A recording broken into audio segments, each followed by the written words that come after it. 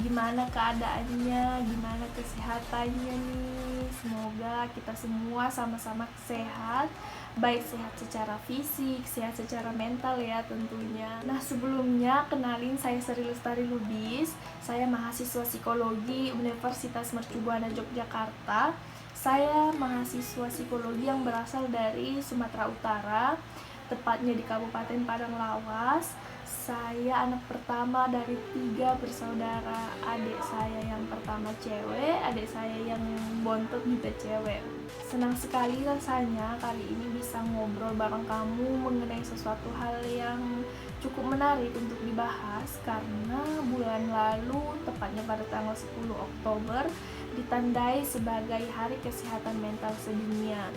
Nah, banyak banget yang membahas mengenai isu seputaran kesehatan mental seperti depresi, kapan waktunya kita ke psikolog, bagaimana cara mencintai diri sendiri, dan masih banyak lagi hal-hal yang perlu untuk kita ketahui agar bisa diimplementasikan di kehidupan kita sehari-hari.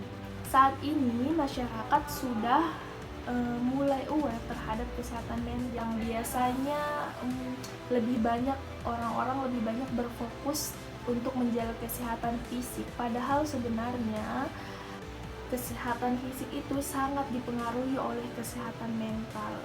Teman-teman pernah nggak sih ngerasain perasaan insecure atau perasaan cemas dalam setiap waktu akibat dari adanya perasaan kompetisi sama diri sendiri?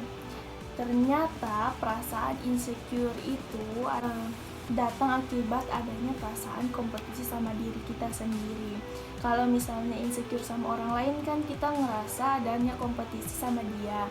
Contoh misalnya kamu dibanding-bandingin sama kakakmu, atau kamu dibanding-bandingkan sama adikmu atau sama temenmu, yang akhirnya membuat kita berpikir apa yang nggak kita punya, apa yang nggak kita bisa, dan apa yang orang lain bisa, apa yang orang lain punya tapi kita nggak bisa. Terus teman-teman pernah nggak sih bikin kayak punya target untuk diri sendiri gitu? Misalnya teman-teman lulus SMA harus punya nilai sekian atau peringkat sekian, terus nanti S1 harus di kampus yang ternama, setelah lulus S1 harus lanjut S2, terus setelah itu harus lulus S3.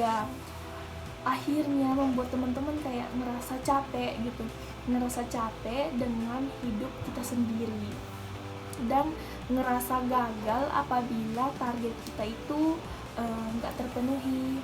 Terus ada orang yang udah sukses, udah mencapai target yang dia buat, udah mencapai semua keinginan yang dia usahakan, tapi masih tetap insecure.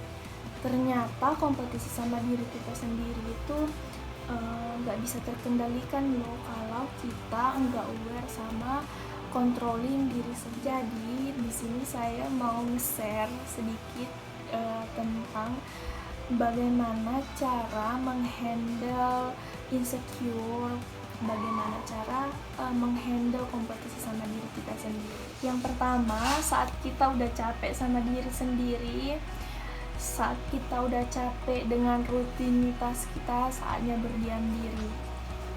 Tarik nafas, terus bilang ke diri sendiri kalau kamu udah butuh istirahat. Kamu udah capek, kamu butuh mengumpulkan energi-energi untuk memulai harimu. Mungkin satu saat kalian pernah ngerasain kalau kalian kayak dikejar, kayak ada yang desak-desak padahal nggak tahu apa. Coba sadar dan berhenti sejenak, rasakan kalau apa sih yang aku cari, apa sih yang aku kejar. Coba kalau pengen jalan-jalan ya udah jalan-jalan, kalau pengen nangis ya udah nangis, kalau pengen teriak-teriak. Pokoknya keluarkan semua apa yang ada di hati kalian, apa yang menjadi unek-unek kalian, sehingga itu akan terasa sedikit lebih lega daripada perasaan itu dipendam. Yang kedua, miliki support.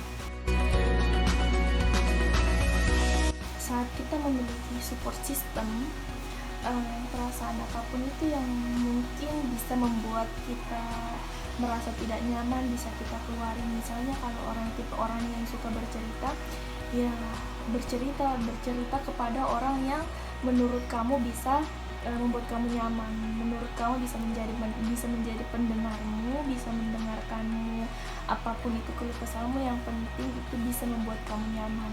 Keluarin semuanya apa yang ada di hatimu sehingga itu nggak jadi beban. Kalau misal ada orang yang suka cerita, misal dia lebih suka nulis, dia lebih suka apa gitu yang membuat hatinya lebih bisa mengungkapkan isi hatinya, itu ya udah lakukan. Yang penting perasaan itu bisa kamu keluarkan, perasaan senang, perasaan sedih, kecewa, campur aduk semuanya bisa kamu keluarkan, ya udah keluarkan. Yang ketiga, lakukan sebuah aktivitas itu yang dimana bisa mencari proses arti makna. Misalnya kayak gini, kamu pengen kerja, terus coba kamu pikir-pikir, aku kerja buat apa sih, aku kerja untuk apa, targetku apa, ini untuk diriku sendiri atau untuk orang lain. Coba rasakan itu baik buatmu atau untuk kebahagiaan orang lain, atau kebahagiaan orang lain yang menjadi kebahagiaanmu.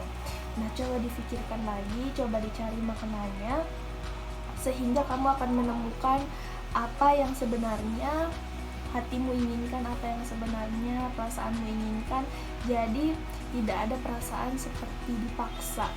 Jadi membuat perasaan itu akan membuat kamu nyaman, aktivitas kamu akan berjalan dengan baik dari proses yang emang itu bukan untuk kamu, bukan untuk cari kebahagiaan. Jadi 3 catatan itu semoga bisa membuat teman-teman sedikit bisa mengendalikan perasaan insecure. Walaupun perasaan insecure itu sebenarnya tidak dapat dihilangkan ya, tapi itu butuh proses dan